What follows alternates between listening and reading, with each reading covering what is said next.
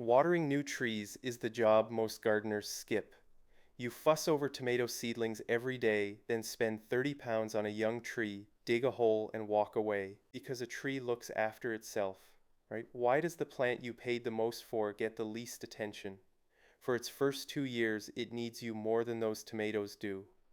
Mulch garden beds, water deep, and stay with it. I am McCall. Today, the 2-year rule for newly planted trees watering. 2-year rule. So why 2 years and not 2 weeks? It comes down to the roots and where they are. When you buy a tree, it arrives with a root ball.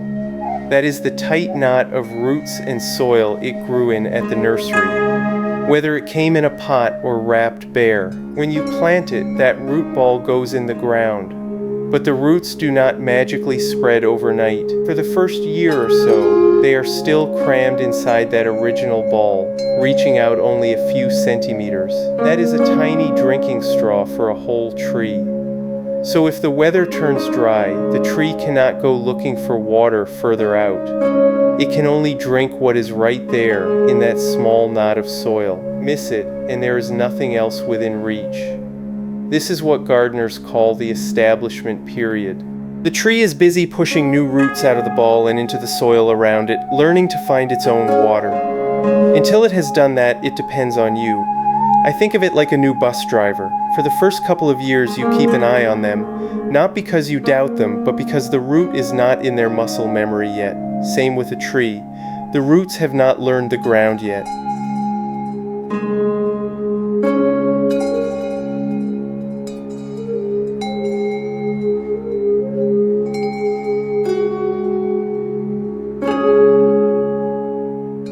Here is the belief that kills more new trees than any pest or disease. Once it is in the ground, a tree looks after itself. It feels true. A mature oak never gets watered, and it does fine. But a mature oak has roots spreading out wider than its branches, tapping a huge volume of soil. Your newly planted tree has none of that yet. It has that small ball and a few new roots feeling their way out. So the myth quietly does its damage. The tree goes in during a wet spring, looks perfectly happy, and everyone relaxes. Then July arrives, 3 dry weeks in a row, and nobody is watering because, well, it is a tree. The leaves wilt, then crisp at the edges, then drop. And here is the cruel part. A tree in trouble does not shout. It fails slowly and quietly over weeks, so by the time it looks bad, the damage is already done underground. It is not that the tree was weak, it is that we treated a 2-year-old like a grown-up. Give it those first 2 years of attention, and it will pay you back for 30 more.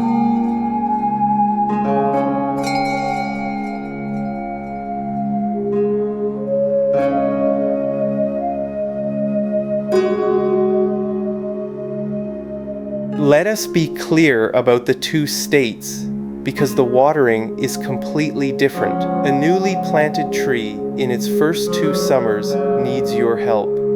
In a dry spell, that means a good long soak once or twice a week, not a splash every evening.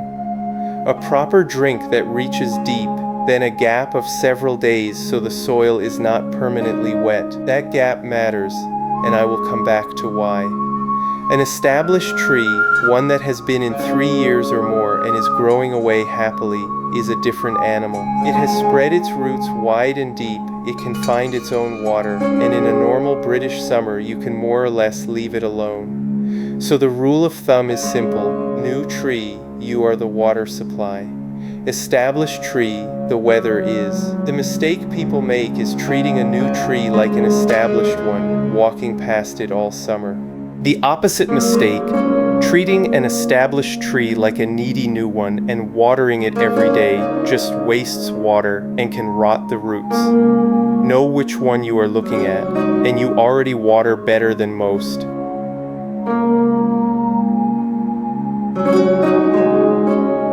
Now the practical bit, and it is my favorite trick in this whole episode. When you pour water onto flat ground around a new tree, most of it runs sideways, away from where the roots actually are. You water the lawn, not the tree. The fix is to build a watering basin. It is just a low wall of soil, a little ring built in a circle around the tree, sitting out past the edge of the root ball. Think of a shallow paddling pool made of earth. When you fill that ring, the water cannot escape sideways. It sits and it soaks straight down, deep into the root ball and the soil just beyond it, exactly where the new roots are trying to grow. That is the whole point. You are aiming the water down, not across. Build the ring about the width of the root ball, or a bit wider. Fill it slowly, let it drain, then fill it once more.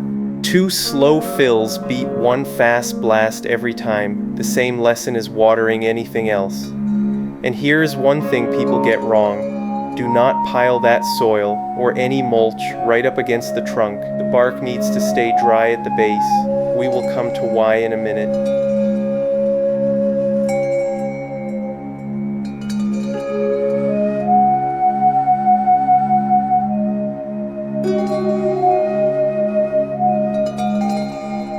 So how much and how often?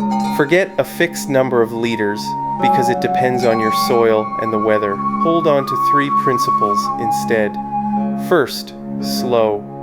Pour into that basin gently so the water soaks in rather than running off. If it is pooling and sitting for ages, you are going faster than the soil can drink. Second, deep. You want the water reaching the bottom of the root ball, not just darkening the surface. A shallow sprinkle trains roots to stay near the top, which is exactly where the soil dries out first. A deep soak draws roots downward, where it stays moist for longer. Third, spaced out. Water thoroughly, then wait several days before the next soak. That dry gap is not neglect. It is what tempts the roots to push out of the ball, searching for the next drink. Keep the soil permanently wet and the roots get lazy and stay put, and worse, they can rot.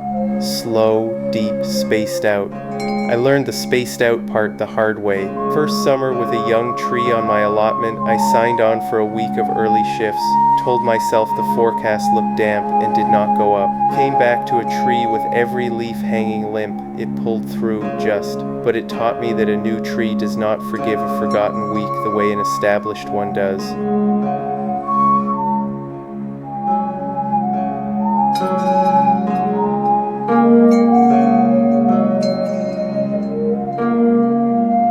Two things finish the job, and both are about protecting the tree between your waterings. The first is mulch, a layer of bark or compost, a few centimeters deep, spread in a ring over the soil above the roots.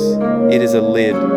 It slows evaporation, keeps the root zone cool and damp for longer, and holds back the weeds that would otherwise steal water. But remember the warning from earlier.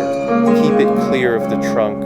Mulch heaped against the bark holds moisture right where the tree does not want it, and the bark can rot at the collar, which can kill the tree just as surely as drought. Leave a clear gap, a little moat right around the base, a donut, not a volcano. The second thing is the seasons. In autumn and winter, the tree stops growing and its leaves are gone or dormant, so it is barely drinking. The soil is usually wet anyway. Here in Belfast, the heavy ground sits soaking for months.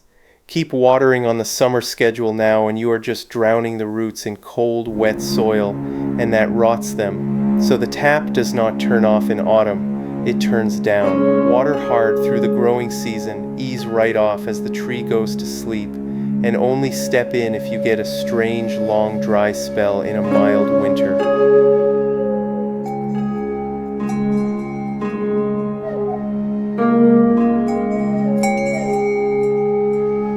Here is where the watering gets awkward, because a new tree wants the opposite of your pots. The pots want a little every day, the tree wants a big soak once or twice a week and then left alone. Trying to run both off one tap by hand is how the tree gets forgotten. This is the kit I run on my own tap, the Johgee 4-zone timer. A hub sits indoors by the router and talks by radio out to the tap. I give the new tree its own zone, a long, slow soak twice a week, while the pots get their daily short one, all on separate schedules. If you have just one tree and you walk past it daily anyway, you do not need this. A watering can and a habit will do. It earns its place when you are away or juggling zones that want different rhythms.